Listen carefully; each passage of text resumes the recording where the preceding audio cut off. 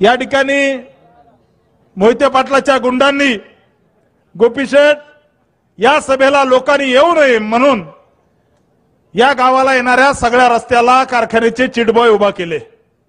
कोण कोण सभेला जात आहे, परंतु या मोहिते पाटलाच्या गुलामीच्या असणारा साखळदंड जो आहे तो तोडण्याचं काम आज माळशिरस तालुक्याच्या जनतेने केलंय।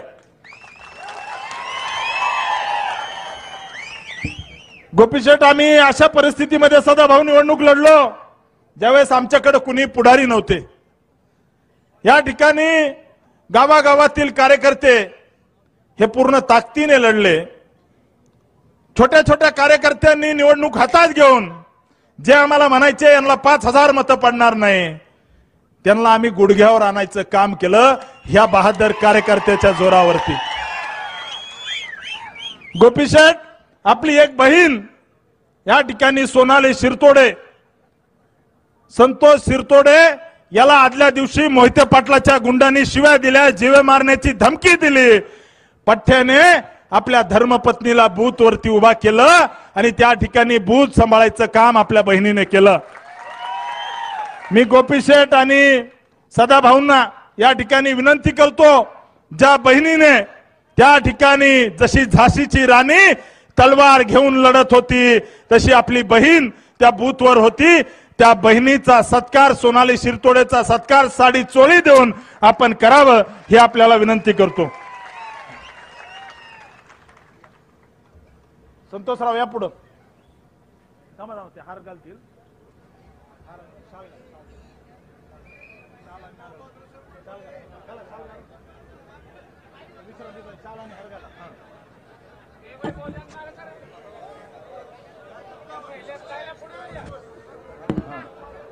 हार घाला, हार घाला।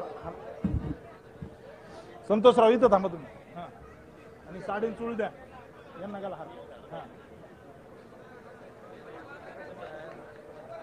हात लावा, त्या साडीला हात लावा।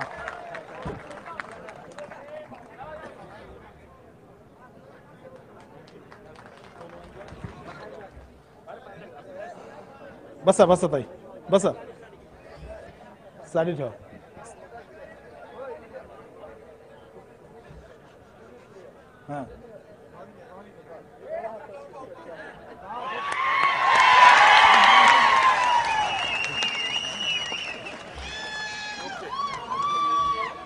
ते ठेवा त्यांच्याकडे द्या। आज महाराष्ट्राचे 2 वाघ या माळशिरस तालुक्यामध्ये आलेत, सगळ्यांनी हात वर करा।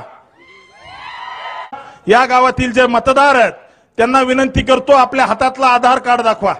आधार कार्ड ज्यांनी ज्यांनी आणलंय हे सगळे मार्केटवाडीचे लोक आहेत, पुढचे पण पुरुष पण आधार कार्ड इकडे पण आहेत। त्याच्यामुळं आम्ही काय या ठिकाणी खोटं सांगत नाही, आम्ही मार्केटवाडीच्या जनतेने मतदान केलंय, त्यामुळं आपल्या सगळ्यांचं मी खूप खूप धन्यवाद देतो। गोपी शेठ हा तालुका असा आहे, या तालुक्यामधली जनता ही काम करणाऱ्या माणसाच्या मागे उभा राहते, हे 2024च्या विधानसभेने दाखवून दिलं। रणजितसिंह मोहिते पाटलाच्या गुंडांनी या ठिकाणी गावागावामध्ये पैसे वाटले। रणजितसिंह मोहिते पाटलाच्या, आता याच्यानंतर स्टेजवर कुणीच येऊ नका,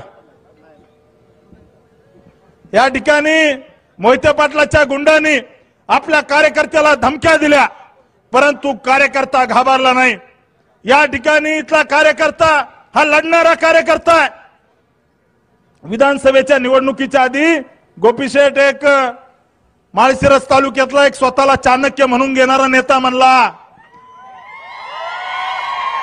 की 1,10,000 मताने 1,10,000 मताने राम सातपुतेचा पराभव होईल। गोपी शेठ, मी आपल्याला जरा फोडून सांगतो, परवा दिवशी मी विजय चौकामध्ये गेलो आणि विजय चौकामध्ये कुणाला तरी एका जणाला फोन आला। फोन आल्यानंतर तो समोरचा विचारत होता तू कुठे आहे, तर समोरचा माणूस सांगत होता अरे मी ह्या चहाच्या टपरीपाशी आहे, मी विजय चौकात आहे। समोरच्या माणसाच्या लक्षात येत नव्हतं की नेमका कुठे आहे, तर इकडचा माणूस सांगत होता की मी ह्या विजय चौकात आहे, इथं उभा आहे तिथं उभा आहे। शेवटी हा माणूस त्रासला आणि म्हणला, जिथं बाळदादाचं पोरग पडलं ना ते आम्ही विजय चौकात उभा आहे. अरे या जयसिंह मोहिते पाटलाला स्वतःच पोरग पडताना वाचवता आला नाही, ते राम सातपुतेच्या मताचा हिशोब लावायला निघालेत. अकलूजच्या विजय चौकात ज्यांचं पोरग ग्रामपंचायतला पडलं त्यांनी बारामती आणि सातारा लोकसभेच्या गप्पा मारायच्या नाही, हे मी या ठिकाणी सांगतो. मित्रांनो, या माळशिरस तालुक्यामध्ये काय झालंय? या माळशिरस तालुक्यामध्ये मोहिते पाटलांनी या ठिकाणी 2600 रुपयाचा फक्त भाव कारखान्याच्या उसाला दिला. 2600 रुपयाचा भाव दिला. या मोहिते पाटलांनी सुमित्रा पतसंस्था बुडून खाल्ली. या मोहिते पाटलांनी विजय मल्टी स्टेट त्या ठिकाणी बँक बुडून खाल्ली. या मोहिते पाटलांनी जिल्हा बँक बुडून खाल्ली. त्या मोहिते पाटलाला मातीत चारायचं काम या निवडणुकीमध्ये माळशिरस तालुक्यातल्या जनतेने केलं. मित्रांनो, आम्ही त्या ठिकाणी समोरच्या उमेदवारावर बोलणार नाही. मी मार्कडवाडीतल्या एका कार्यकर्त्याला विचारलं की मार्कडवाडीमध्ये आपल्याला इतके मतं झाले, कसं काय झाले मला सांगा. तो कार्यकर्ता म्हणला, ज्या दिवशी उत्तम जानकर बुटा सकट बाळदादाच्या पाया पडला त्या दिवशी माळशिरसच्या जनतेने ठरवलं होतं. मित्रांनो, हे मार्कडवाडी गाव मुळात या गावाचा डीएनए मोहिते पाटलाच्या विरोधातला. या गावामध्ये कधी फुटकी कवडी दिली नाही. या गावामध्ये सभा मंडप सुद्धा दिला नाही. त्या गावात राम सातपुतेने बोटिंग क्लब केला. माझी मोहिते पाटलाला या ठिकाणी सूचना आहे, विनंती करायचे दिवस गेले. मोहिते पाटलाला माझी सूचना आहे, तुम्हाला कधी जर वेळ भेटला तर आमच्या वशा मारुतीच्या बोटिंग मध्ये येऊन बघा कसं गारगार वाटतंय. त्यामुळे मित्रांनो, मी या ठिकाणी सांगतो की आता आपलं सरकार येत्या काळामध्ये मोहिते पाटलांनी लुटलेल्या बँका, मी या स्टेजवरून वशा मारुतीच्या साक्षीने सांगतो, ज्या जयसिंह मोहिते पाटलांनी सुमित्रा बँक बुडवून खाल्ली त्याला जर वर्षाच्या आत तुरुंगात नाही टाकलं तर नावाचा राम सातपुते नाही. ज्या मोहिते पाटलांनी विजय मल्टी स्टँड बँक बुडवून खाल्ली त्यांना जर वर्षाच्या आत जेलमध्ये जर नाही टाकलं तर हा राम सातपुते नाव लावणार नाही. या ठिकाणी माझी विनंती आहे, पोलीस प्रशासनाला सुद्धा विनंती आहे की काल परवा आपण 80-85 लोकांवर गुन्हे दाखल केले. त्यातले 95% लोक हे मार्कडवाडीच्या बाहेरचे होते, गावातलं कुणी नव्हतं. हे गाव भाजपच्या सोबतचं गाव आहे. या गावाचा डीएनए भाजपचा आहे. आता असं झालंय, गोपी शेठ तुमच्या सोबत विधान परिषदेत असणारे त्यांनी कपडे शिवून ठेवले होते. पुण्यातल्या एका टेलरकडे जॅकेट शिवून ठेवलं होतं. आता मी मंत्री होईल, आता मी पालकमंत्री होईल, पण जसा निकाल लागला तसं एकदम काळवंडलंय. या ठिकाणी आपल्याला निश्चित सांगतो की माळशिरस तालुका संघर्ष करणार आहे. या ठिकाणी या मोहिते पाटलाने जे वाटोळ या तालुक्याचं केलंय, या ठिकाणी शिवरत्न कन्स्ट्रक्शन कंपनी माळशिरस पिलीव रस्त्याला 24 कोटी रुपये ह्या राम सातपुतेने टाकले आणि या मोहिते पाटलांनी त्या रस्त्याचं काम घेतलं. या ठिकाणी लुबाडायचं काम केलं. माळशिरस तालुक्यातल्या जनतेचं या ठिकाणी गोचिडा सारखं रक्त प्यायचं काम जर कोणी केलं असेल तर या मोहिते पाटलाने केलंय. येत्या काळामध्ये आम्ही थांबणार नाही, लढणार आहे. या ठिकाणी धैर्यशील मोहिते पाटील एका ठिकाणी म्हणले की राम सातपुतेने घर विकलं कुणाला तरी मगरला. मी या ठिकाणी सांगतो, धैर्यशील मोहिते पाटील राम सातपुतेचं घर विकत घेणारी औलाद अजून जन्माला यायची आहे. राम सातपुते हा लढणारा कार्यकर्ता आहे, रडणारा नाहीये. मी या ठिकाणी स्पष्ट सांगतो, अकलूज नगरपालिकेचा नगराध्यक्ष हा भाजपचा असेल, भाजपचा. या ठिकाणी लिहून देतो, शेतकऱ्याला लुटणारा शंकर सहकारी साखर कारखाना याच्यावरती काही झालं तर पुढच्या 6-7 महिन्यामध्ये प्रशासक बसवल्याशिवाय राहणार नाही. स्वतःच त्या ठिकाणी चरायचं कुरण समजणारा यशवंत कारखाना जो या ठिकाणी यशवंत नगरचा कारखाना आहे, त्या कारखान्यावर सुद्धा भविष्यात चौकशी लावू. या माळशिरस तालुक्यामध्ये जी लुटमार केली, माळशिरस तालुक्यातल्या गोरगरीब सामान्य शेतकरी वंचित घटकाचे पैसे ज्या सुमित्रा बँकेत ठेवले, परवा दिवशी मला गणपतात्या वाघमोडे भेटले. तात्यांबद्दल फार आदर आहे. वर्षानुवर्षे त्यांच्या घराशी निष्ठा ठेवली, परंतु गणपतात्या वाघमोडेच्या डोळ्यातून जे पाणी येतंय, त्या सुमित्रा पतसंस्थेमध्ये स्वतःची जमीन विकून पैसे भरायची वेळ या ठिकाणी या जयसिंह मोहिते पाटलांनी गणपतात्या वाघमोडेवर आणली.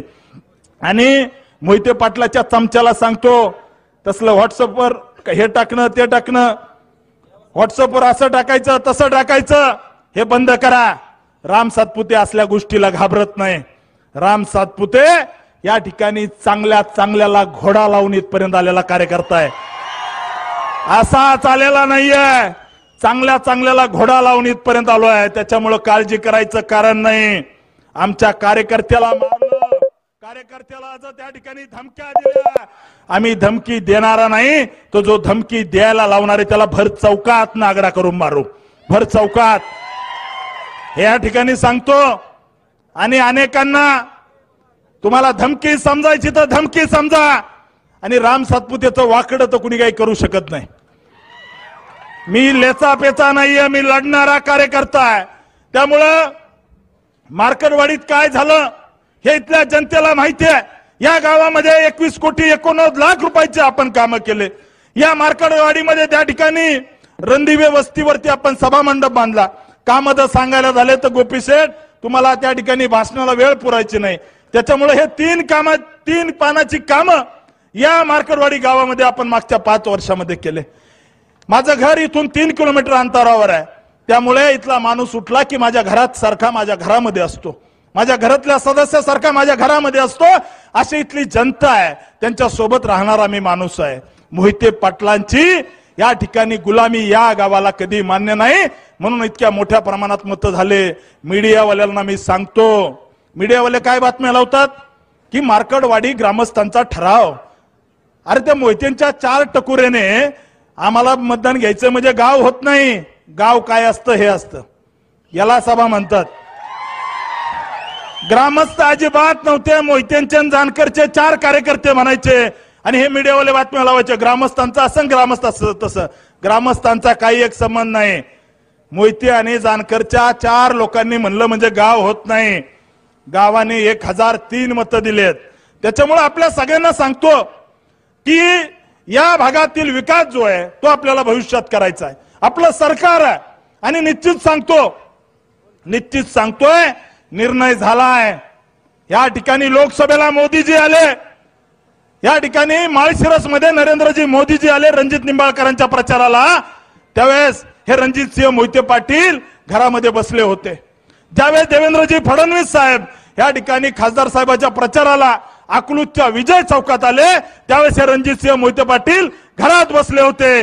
ज्यावेळेस परवा माझ्या प्रचाराला गडकरी साहेब आले अकलूज मध्ये, त्यावेळेस त्या ठिकाणी हे रणजितसिंह मोहिते पाटील घरात बसले होते.